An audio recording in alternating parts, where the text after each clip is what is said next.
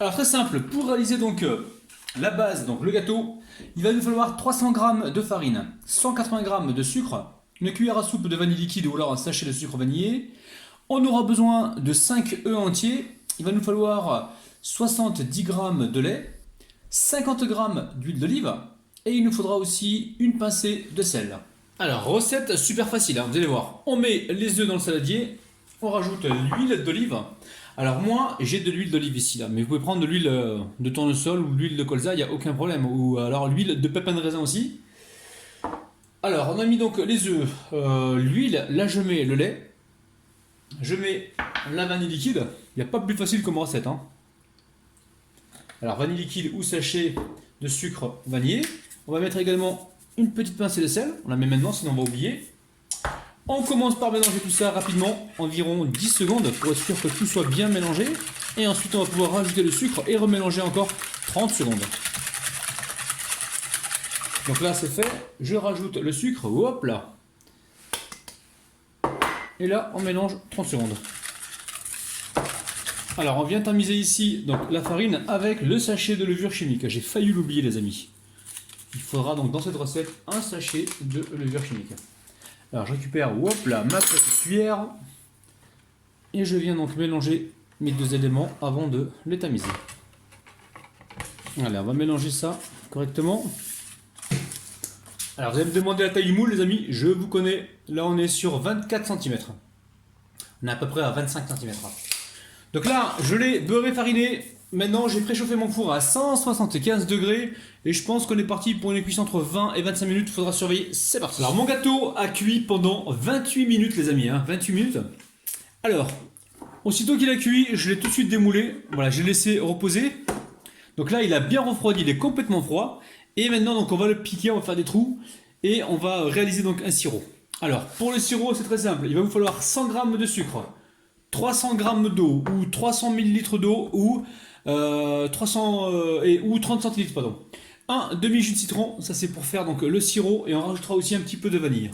Alors très simple, pour réaliser le sirop, je mets donc le sucre avec l'eau, je mets le jus d'un demi-citron. Alors, il y a un pépin dedans, hein, c'est pas bien grave. On y met également la vanille. Alors, on amène ça sur le feu, à bouillir pendant environ 2-3 minutes, pas plus. Hein. Donc là, je mélange une première fois comme ça. Alors, j'emmène ça tout de suite sur le feu. Alors, je prends un pic ici et je viens faire des trous donc partout sur le gâteau. Alors, quand le gâteau est cuit et refroidi, vous pensez à laver l'intérieur du moule. Vous remettez votre gâteau troué par-dessus. Donc, j'insiste bien, les trous, vous en faites même sur les côtés. Hein. Faut en faire partout. Là, on veut un gâteau qui absorbe du sirop. Alors, vous inquiétez pas, le sirop, vous avez vu, j'ai mis 100 g pour 300 g d'eau. Hein, donc, le sirop est très léger. Hein. Alors, le sirop, ça fait 3 minutes que ça bout. Faut pas laisser bouillir trop longtemps, les amis. Hein. Et là, petit à petit, on va venir le verser sur le gâteau.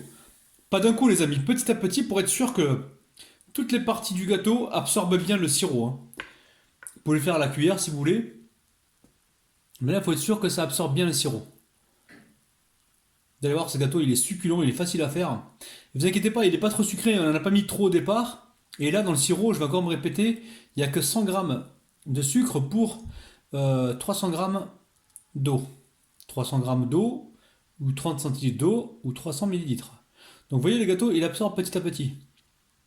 Il faut faire attention, parce que si vous coulez d'un coup, ça peut partir sur le côté, et puis il n'y aura qu'un côté qui sera imbibé. Alors si vous voulez faire cette recette et pas utiliser le sirop, dans ce cas-là, mettez un sachet et demi de levure chimique, hein, soit environ 15 grammes. Parce qu'un sachet, ça vous suffira pas pour 300 g de farine. Donc là, je laisse mon gâteau donc absorber totalement le sirop. Alors la famille, j'ai laissé donc ce gâteau, pour être franc avec vous, toute la nuit, hein, reposer tranquillement. Alors au niveau du sirop, vous avez vu, on a fait un sirop léger. Maintenant, vous pouvez augmenter la dose de sucre si vous le souhaitez, mais pour moi, c'est pas nécessaire. Donc là, c'est un gâteau super simple à faire pour le goûter, ou quand vous n'avez pas le temps, vous avez envie d'un gâteau, boum, vous faites cette recette, et vous serez ravis. Donc là, on va le couper pour le déguster. Alors j'ai un doute sur le milieu, hein, j'ai l'impression qu'il n'est pas assez imbibé au milieu, mais bon, c'est pas gênant. Voilà, le gâteau, je sens que je vais me régaler. Allez, la famille, comme le veut la tradition, nous allons compter jusqu'à 3. 1, 2... Et 3 les amis, regardez-moi ça. C'est un truc de dingue. Allez, franchement, ça donne envie là, hein. Oh là là là. Regardez un petit peu ce moelleux, c'est un truc de dingue. J'en profite pour dédicacer tous mes abonnés les amis. Je sens qu'on va se régaler. Je vais encore me répéter, si jamais vous ne voulez pas mettre le sirop, bon mettez le sirop parce qu'il est bon, il est légèrement acidulé, légèrement vanillé, donc il apporte vraiment une bonne saveur à ce gâteau. Si jamais vous ne mettez pas de sirop, mettez un sachet et demi de levure chimique, donc soit au total environ 15 grammes, hein, c'est important les amis. Donc là, franchement, je me suis tapé le machin entier, enfin la part entière. Je vais m'arrêter là parce que moi je me connais, hein, si là je suis parti pour au moins finir la moitié. Donc,